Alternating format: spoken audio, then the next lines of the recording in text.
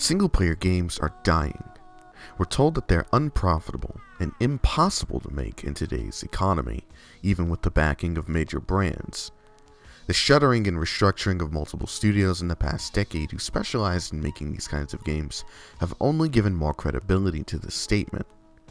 However, 2017 alone was the year for single-player games, with the vast majority of them being very successful both critically and commercially. And this isn't even accounting for successful games of prior years like Final Fantasy XV or The Witcher 3. So this begs the question, why is there such a major discrepancy between what we're actually being told and what's really happening? Are single-player games really dying? The short answer, and the one that you probably guessed already, is no. But I think it's a lot more complicated than that. Today's video is going to focus on a bunch of things, mainly where this sentiment is coming from, why, what does it really mean, and more importantly, what do I think of it? In October, Polygon published an article titled EA Star Wars Pivot is a Vote of No Confidence in Single-Player Games. Visceral Games, an EA subsidiary, was shut down last year, while in the middle of an unannounced, story-driven Star Wars game directed by industry veteran Amy Hennig, who has worked as a director and writer for the critically acclaimed Legacy of Kain and Uncharted series of games. The reason for the closure? A statement provided by EA Executive Vice President Patrick Soderlund said this: "In its current form, it was shaping up to be a story-based, linear adventure game.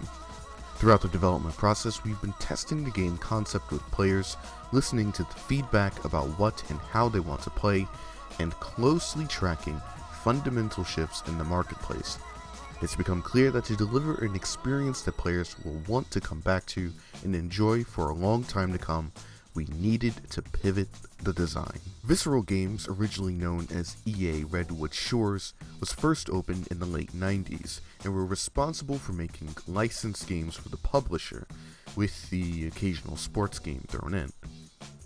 Most, if not all of their games were single-player focused, and it was only until 2008, nearly a decade ago, that they were given the ability to make big-budget original IPs, which would result in the release of Dead Space.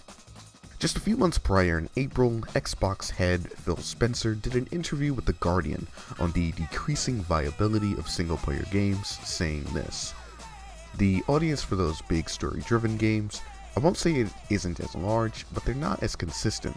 You'll have things like Zelda or Horizon Zero Dawn that'll come out, and they'll do really well, but they don't have the same impact that they used to have, because the big service-based games are capturing such a large amount of the audience." Microsoft and EA are the only two publishers to openly speak about this, but the pivoting isn't exclusive to them. Many other major publishers have been producing their own multiplayer games in a hope at capturing a piece of this new audience. And even though multiplayer games are not totally new, they certainly aren't designed the same way that they used to be many years ago, and have changed drastically due to this trend. Map rotations, seasons with big events and themes, loot boxes, and all that other stuff are relatively new things that didn't exist about 10 or so years ago. But why? Why is this even becoming a common trend in the first place?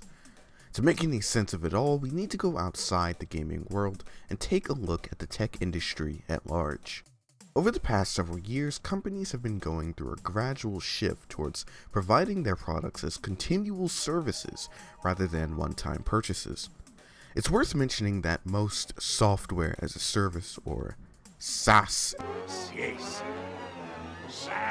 applications are intended for enterprise users, as in businesses and not end users like us. However, the basic concept is still used in different places.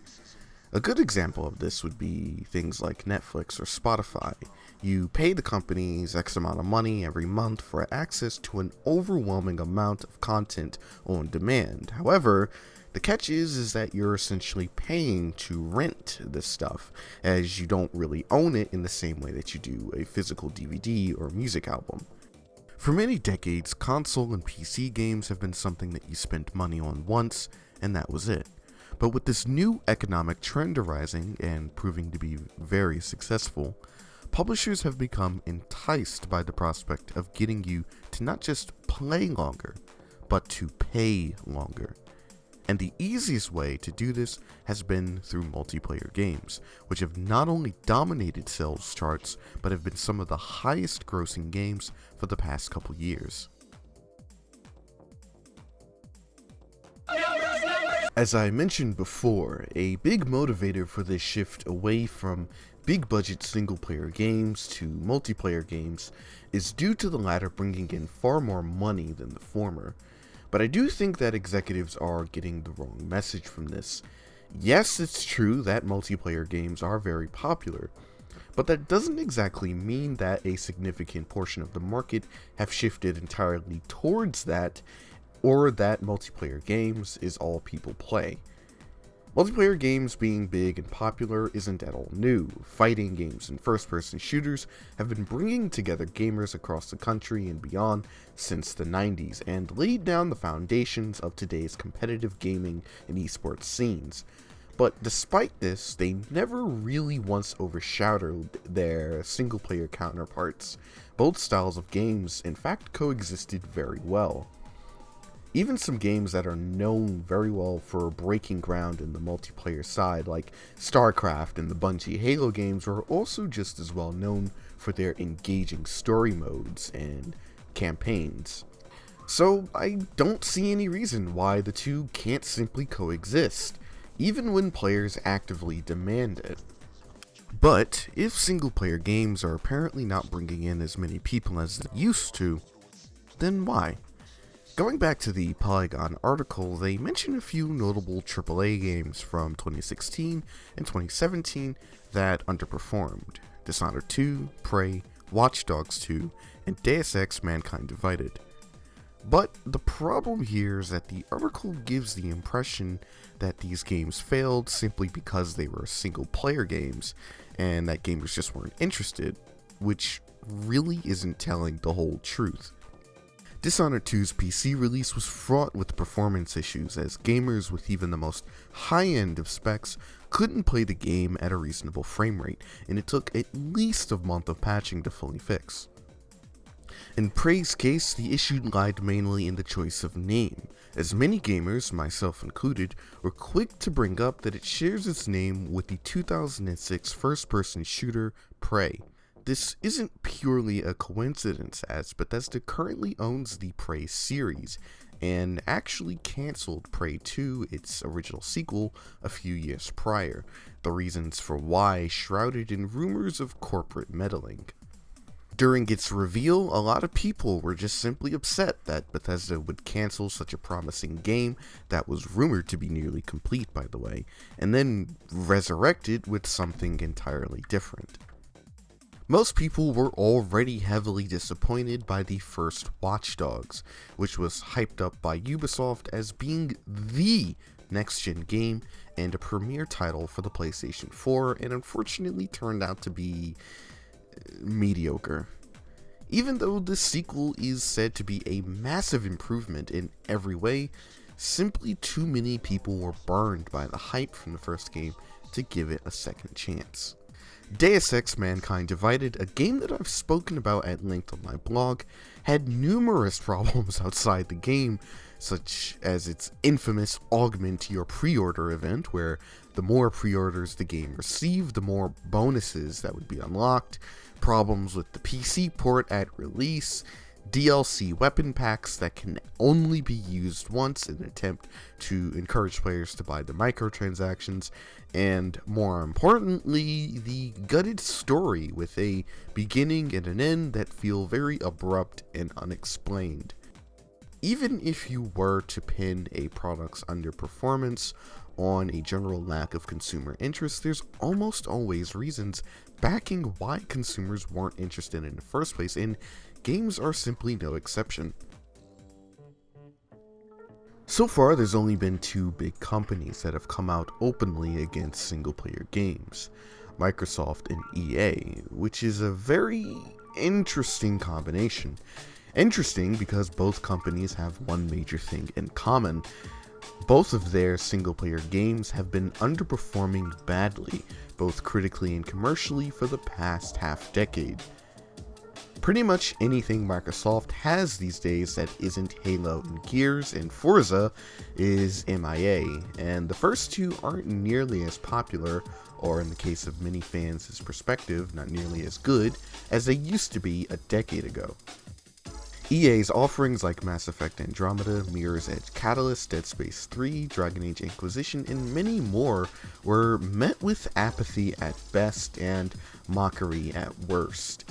Going back to the Visceral Studios closure, it's worth mentioning that the last games released by the studio were Dead Space 3 and Battlefield Hardline, both of which received fairly lukewarm responses at release, both critically and commercially. A lot of people do not like EA or Microsoft, and for very good reasons. Xbox is about to become the next water cooler. Fortunately, we have a product for people who aren't able to get some form of connectivity. It's called Xbox 360. Right. So stick with 360. That's your message if you don't, like it? If you have zero access to the internet, that is an offline device. Both publishers have a very incredibly long track record with meddling with their own games and production studios. In fact, there are so many examples to choose from, ranging from EA's long history of being a developer vampire and their poor treatment of employees to Microsoft's abrupt cancellation of Scalebound that allegedly nearly shuttered Platinum Games for good, that I'd be here all day if I had to really thoroughly list both of these companies' crimes against humanity. So really, when you hear Microsoft and EA saying that single-player games don't have the same impact that they used to, what they're really saying is that their single-player games don't have any impact, and then the statement starts becoming more true. Both companies have, at this point, poisoned their own wells beyond repair, and currently have a vested interest in trying to brush that all aside to focus on new ventures. AAA games are definitely expensive to make, and if statements from those in the industry are to be believed, then they're really too expensive, not just in terms of money, but in terms of the sheer manpower and resources needed. So it's understandable why businesses, especially publicly traded ones, would be very concerned about making their investments back. But arguments from people like Rami Ismail and Extra Credits suggesting the need for microtransactions and raising the price of retail games as solutions to offset these high costs start falling apart at the seams when you factor in that said publishers aren't in any real financial danger. Despite the complaints of high costs, gaming publishers have never been happier. Just this February, Activision Blizzard reported that they've made nearly $7 billion in revenue last year, with $4 billion of that coming from microtransactions in their games. Their competition, like EA and Ubisoft, also report their earnings in the millions and the billions. These aren't small indie developers sustaining themselves on packs of ramen noodles and struggling to get by, but industry titans that are getting their money hand over fist with few signs of it slowing down. The push for high-end graphics and heavy marketing campaigns, I think, are the big culprits for the rising budgets, but they aren't exactly guarantees for success, despite the industry's continued reliance on them. Some justify the overwhelmingly high costs of these games as a need to meet the demands of gamers, who have only expected more and more as technology advances. And while that's not completely untrue, at the same time there's been so many games made by literal nobodies on budgets of absolutely nothing that have taken the world by storm, and even for the indie games that don't have the same impact, they're still able to find their audience and still put their respective creators on the map. The death of single-player games is a complicated half-truth, perpetuated mostly by individuals who really wish it to be true and don't want to acknowledge the reasons for why it's true in the first place. And because of this, I think the AAA gaming industry is getting into a similar situation as Hollywood, but without all the rape and pedophilia. Overinflated budgets and thinking bigger must mean better, obsession with chasing trends without understanding the trends in the first place, relying on star power to carry a title, appealing to a wider audience while simultaneously pleasing no one, lack of any consumer faith due to the aforementioned reasons and more, are all major issues that both the industries share. Single-player games will always be made, but Western third-party AAA single-player games will continue to have a tough time in the market, as long as their publishers continue to refuse to learn from past mistakes. The shift to games as a service is an attempt by publishers to flee from a sinking ship of their own making, but ironically, the market for multiplayer games is, in my opinion, a lot harder to break into and far more saturated. Keep in mind that EA had cancelled Visceral's Star Wars game and the same year released Battlefront 2, which not only didn't improve much from the first Battlefront remake, but made less money overall and caused an even bigger scandal thanks to its loot box system. It got so bad that it caused government officials in both America and Europe to reconsider the legality of loot boxes in the first place. Games don't need massive budgets to be successful. I think really they just need to be good enough to make people want to play them. And as long as there are teams out there dedicated to making quality single player games, regardless of their scope or their content, people will continue to buy them, and the genre will always be alive.